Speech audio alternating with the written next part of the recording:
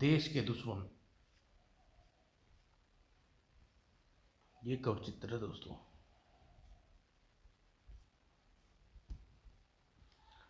Black cobra एक international gang था जो लोगों से पैसे लेकर अपहरण की वारदातें करते थे। विदेशी सरकारों के साथ मिलकर दंगे व तोड़फोड़ और बड़े बड़े लोगों से पैसे लेकर हत्याएं भी करवाता था। जब तक भारत तो क्या विदेशों की पुलिस भी उनको ढूंढ नहीं पाई थी। वह जुर्म पर जुर्म करता जा रहा था। एक दिन उसके अड्डे पर एक विदेशी ने प्रवेश किया।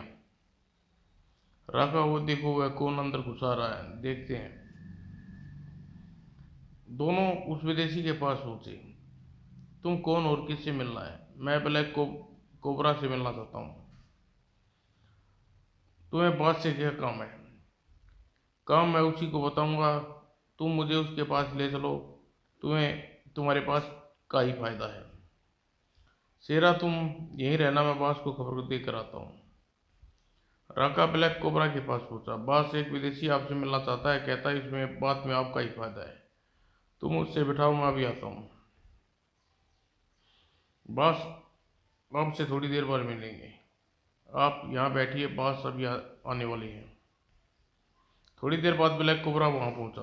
हेलो ब्लैक कोबरा, मुझे पहचाना? नहीं, पर तुम कौन हो?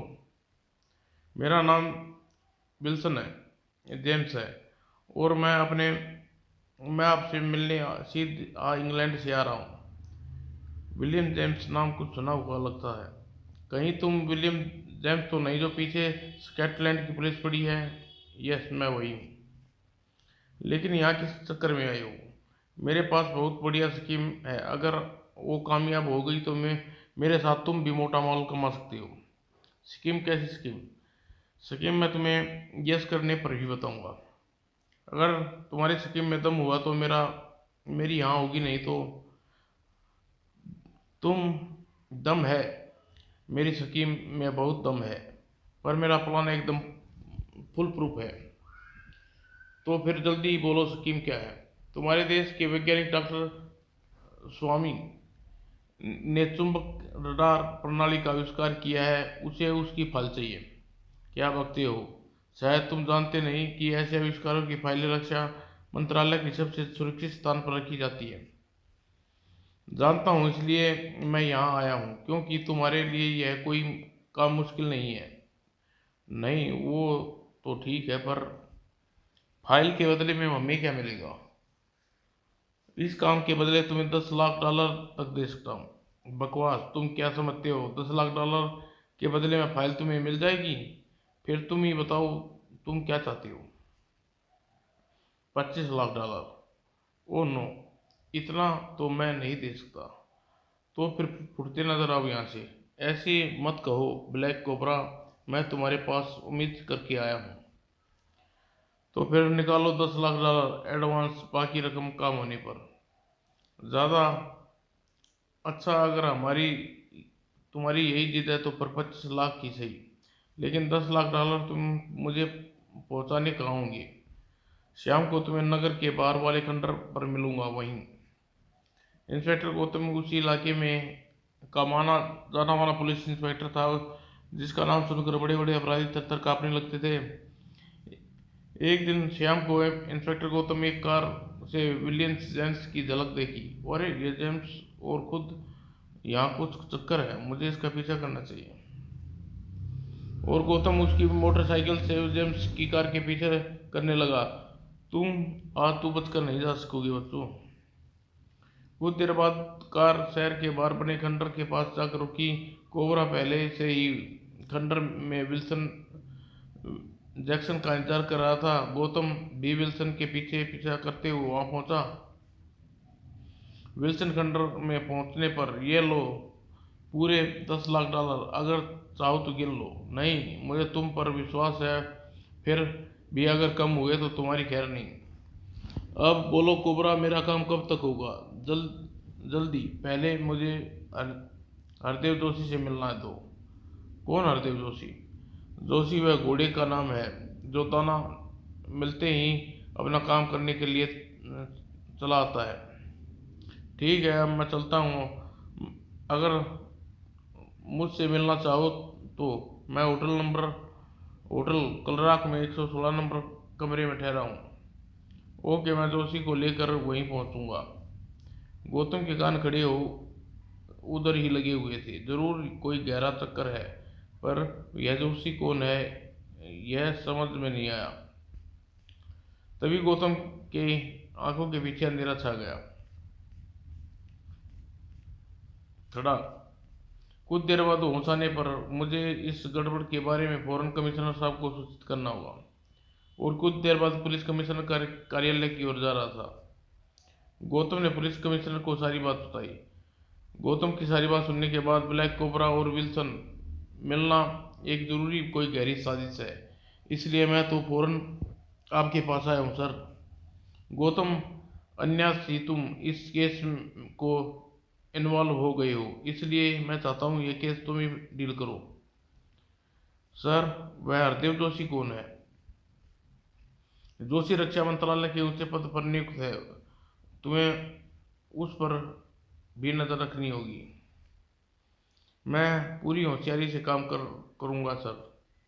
पर ध्यान रहे, विल्सन और ब्लैक कोबरा दोनों ही बड़े चालाक है, इसलिए जो भी करो पूरा ख्याल रखना सर। परंतु मैंने जोशी को आज तक नहीं देखा। उसकी चिंता मत करो, तुम्हें जोशी की एक तस्वीर मिल जाएगी। जब कमिश्नर साहब ने गौतम को जोशी की एक तस्वीर दे दी। अब तुम जाओ और फौरन इस केस पर जुड़ जाओ। Okay sir. गौतम रात को होटल कलराक पहुंचा और डाइनिंग हॉल में निगरानी करने लगा। उसे आशा थी कि उसे वहीं कोई सुराग मिलेगा। रात के 12 बजे के करीब विल्सन होटल वापस पहुंचा और उसे देखकर गौतम चौंका। अरे, विल्सन तो आ गया। चुपचाप इसका पीछा करता हूँ। विल्सन कमरे में ब्लैक कोबरा पहले से ही उसका इंतजार कर रहा था। Hello James. Hello black cobra. Wilson ने तो कमरा अंदर से बंद कर लिया। अब मैं क्या करूं? तभी किसी के कदमों की आवाज़ सुनाई दी। शायद कोई आ रहा है। अरे, यह तो जोशी है। यह भी आ गया। कमरा जोशी कमरा नंबर जोशी कमरे में प्रवेश कर गया तो गौतम जिज्ञासा और बढ़ गई। ये लोग अंदर क्या खिचड़ी पका रहे हैं देखना होगा, मगर कैसे? तभी आइडिया। फिर फिर गौतम ने हॉल में आंख लगा दी, जिसकी बातें सुनने लगा। अंदर, विल्सन, यह है मिस्टर जोशी। आपसे मिलकर खुशी हुई। Glad to meet you. अब अगर काम की बात हो जाए तो कैसा रहेगा? हाँ हाँ, क्यों नहीं। मैं इसलिए ही तो जोशी को यहाँ बुलाया है विल्सन साहब। जोशी, विल्सन को रडार प्रणाली वाली फाइल चाहिए किसी भी कीमत पर, और ये काम तुम्हें सौंप रहा हूँ। क्या तुम जानते हो तुम क्या कह रहे हो? यह कभी नहीं हो सकता। जानते हो वह कितना मुश्किल काम है? जोशी, मुझे मुश्किल शब्द से बेहद नफरत है। फिर डॉलर से तो सबको फिर डॉलर से तो सब मुश्किलें आसान हो जाएंगी। लेकिन मुझे फिर भी सोचने दो। ठीक है, सोच लो, पर याद रखना, मैं चाहूँ तो इस काम को ज़बरदस्ती करवा सकता हूँ। तुम्हारी एक बेटी भी तो है। लेकिन अगर मैं पकड़ा गया तो मेरी नौकरी जाएगी और जेल भी। नौकरी की चिंता मत करो, हम कोई मुफ्त में काम थोड़ी करवाएंगे। थोड़ा रिस्क तो तुम्हें लेना ही पड़ेगा। खैर, ये बताओ कि इस काम के बदले मुझे क्या मिलेगा? ये तुम्हें कोबरा बताएगा। चिंता मत करो दोस्त, इस काम के बदले तुम्हें $5 लाख मिलेंगे। तो अब मैं चला जाए तो अब चला जाए। Okay, see you again. ठीक है, मैं जल्दी यह काम करने की कोशिश करूंगा। अब मुझे इसका पीछा करना चाहिए और देखना चाहिए कि इन अगला कदम क्या होगा। इतना कहकर वे तीनों होटल के कमरे से बाहर निकल गए। अरे, ये तो अलग अलग जा रहे हैं। ऐसा करता हूँ कि पहले मैं जोशी के पीछे लगता हूँ, बाकियों को बाद में देख लूंगा। गौतम ने जोशी की कार के पीछे अपनी मोटरसाइकिल लगा दी और कुछ देर बाद जोशी अपनी कोठी में पहुंचा और गौतम ने थोड़ी दूर अपनी मोटरसाइकिल रोक दी। मोटरसाइकिल यहीं छोड़कर पैदल चलूं।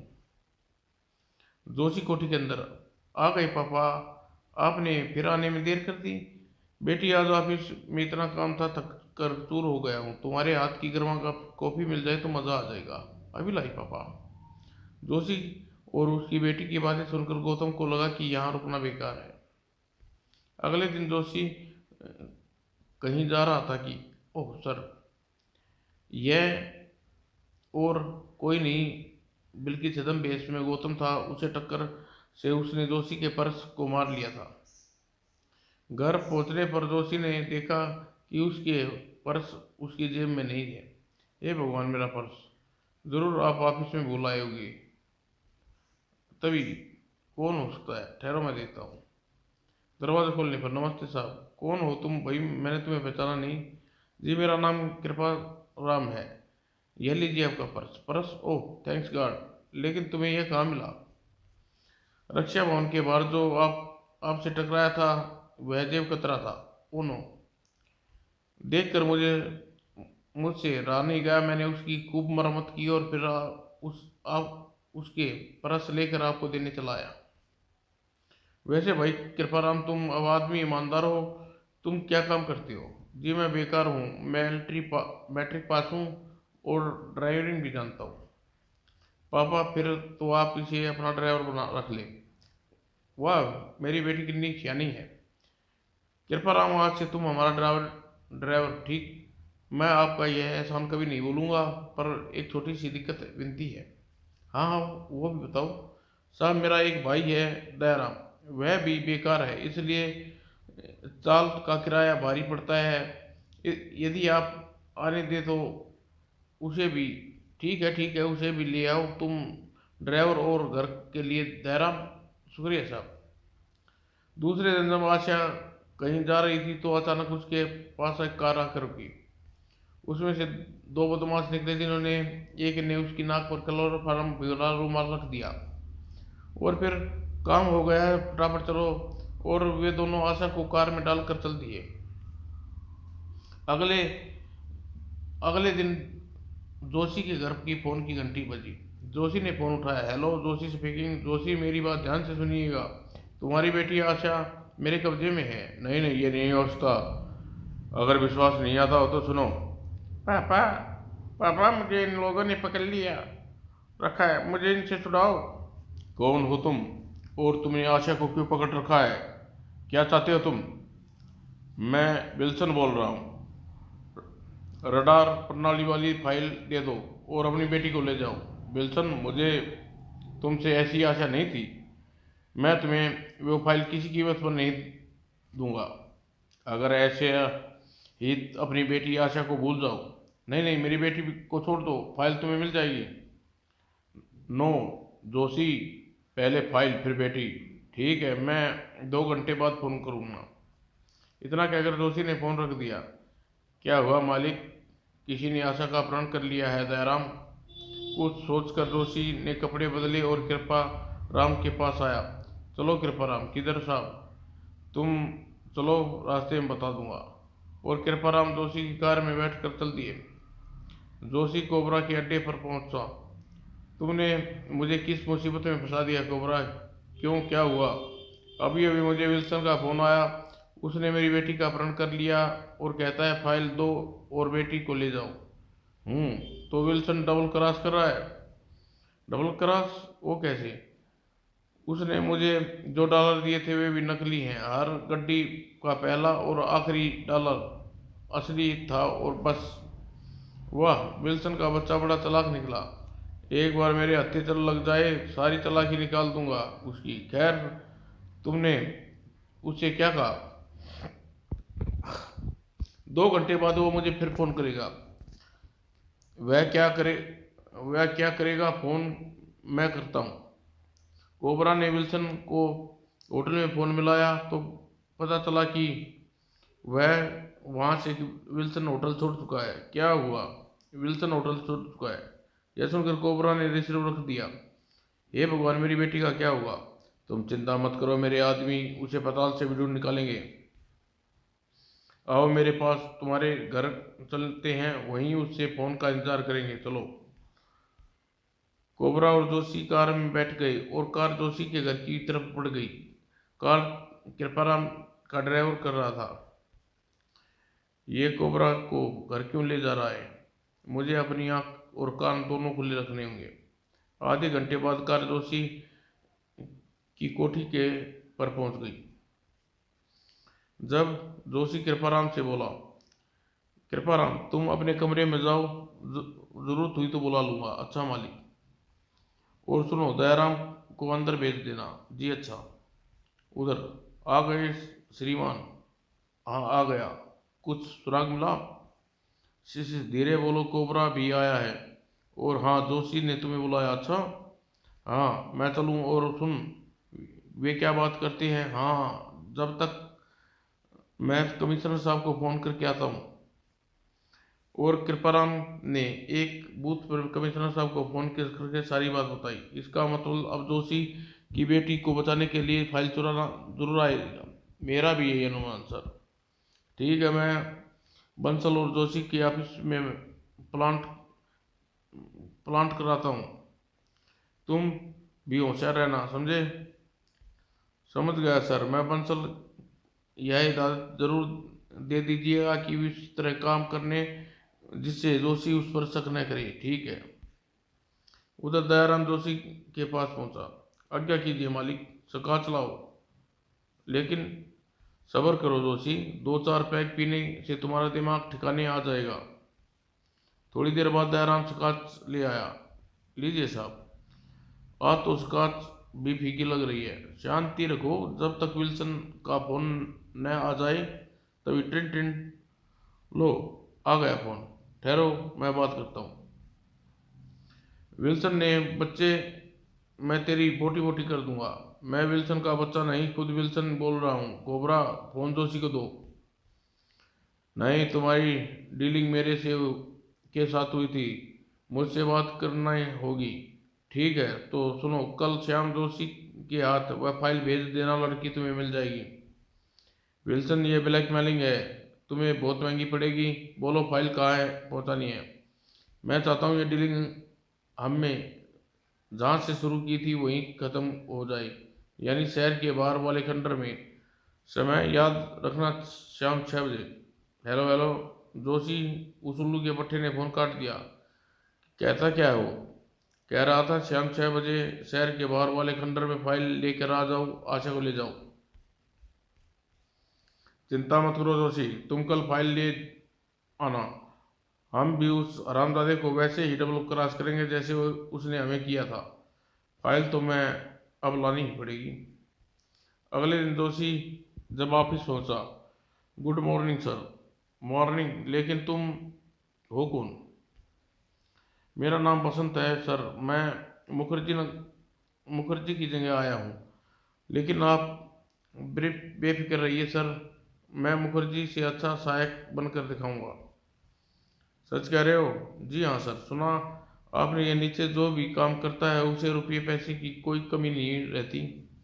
धीरे बोलो, तुम्हें यह बात किसने कही? खुद मुखर्जी ने कही थी सर।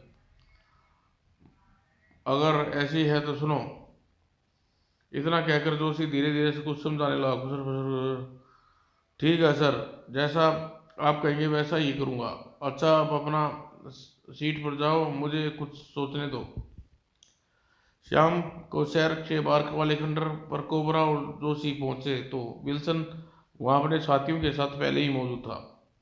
लो, जोशी और कोबरा आ गई। अंदर पहुंचने पर ध्यान रहे, हमें उस पर हमला करना है, किंतु सावधानी पूर्वक। समझ गए ना जोशी? समझ गया। फाइल लाए हो कोबरा? लड़की को की लाश ले जाओगे? फाइल तो हम ले आए, पर पहले यह बताओ आशा कहाँ है? लड़की बाहर 1988 नंबर कार में है, बैठी है। फाइल दो और उसे ले जाओ। जोशी ने पिस्तौल फाइल देने की बजाय वाले हाथ पर फाइल देने हाथ पर मारी। विल्सन पिस्तौल छिड़क कर दूर जा गिरी। फिर जोशी ने विल्सन पर हमला बोल दिया और कोबरा ने विल्सन के गुंडे पर। कृपाराम ने मौके का फायदा उठाकर पिस्तौल हाथ में उठा ली। अब अपनी जगह से नहीं लेगा जोशी, तुम भी नहीं, वरना मुझे गोली चलानी पड़ जाएगी। कृपाराम, क्या तुम्हारा दिमाग खराब हो गया है? Shut up. मैं कृपाराम नहीं, बल्कि इंस्पेक्टर गौतम हूँ। तभी वहां बंसल और दयाराम ने प्रवेश किया। जोशी, मैं जरा विल्सन नहीं, बल्कि सब इंस्पेक्टर बंसल हूँ, और ये दयाराम, हवलदार गणपत। तभी कोबरा अपना सारा खेल खत्म होते देखकर भागने की अंतिम कोशिश की, पर कोबरा गौतम की नजरों से नहीं बच सका। गौतम ने उसे चेतावनी दी, कोबरा वहीं रुक जाओ, वरना गोली चलाने में मैं जरा भी नहीं चूकूंगा। कोबरा की उसकी बात पर कोई ध्यान नहीं दिया। गौतम ने उंगली ट्रिगर पर रखी और कस गई। उधर गौतम की पिस्तौल गरजी। कोबरा जमीन पर गिरा। शुक्र मनाओ कोबरा, मैंने सिर्फ तुम्हारी टांग पर निशाना बनाया है, सिर पर नहीं। Bansal, arrest him. इसका नकाब उतारो और देखो यह कौन है देश का गद्दार। नकाब उतारने के बाद, सर आप और अंतर्राष्ट्रीय स्मगलर के रूप में? हाँ, मैं स्मगलर के रूप में। मैं स्मगलर क्यों बना, इसके पीछे एक बहुत दर्दनाक कहानी है। आज से 15 साल पहले, जब मैं एक ईमानदार इंस्पेक्टर था, एक बार मैंने कत्ल के जुर्म में एक खूनी को गिरफ्तार कर लिया, जिसने जिसके लिए मुझे 10 साल की बामुश्किल कैद हुई। जेल से बाहर आते ही उसने मेरे से बदला लेने के लिए मेरी बीवी और बच्चों को बेरहमी से मार डाला। यह देखकर मुझसे रहा नहीं गया और मैंने उसे कत्ल कर दिया। और फिर मैंने एक अंतर्राष्ट्रीय संगठन का निर्माण किया और खुद ब्लैक कोबरा के रूप में धारक कर लिया। तब मैं अंतर्राष्ट्रीय स्तर पर हत्या, डकैती और ब्लैकमेलिंग करवाने लगा। इस रूप के साथ मैं कमिश्नर भी बना रहा, क्योंकि मेरे लिए पुलिस का राज जानना भी बहुत ज़रूरी था। मेरे सपने पूरे होने से पहले ही मुझे गिरफ्तार कर लिया, और अब कोबरा और कमिश्नर जेल की सलाखों के पीछे था। जोशी, विल्सन भी गिरफ्तार कर लिए गए। अगले दिन समाचार पत्रों में गौतम की बहादुरी के कारनामे से भरी पड़ी थी। समाप्त दोस्तों।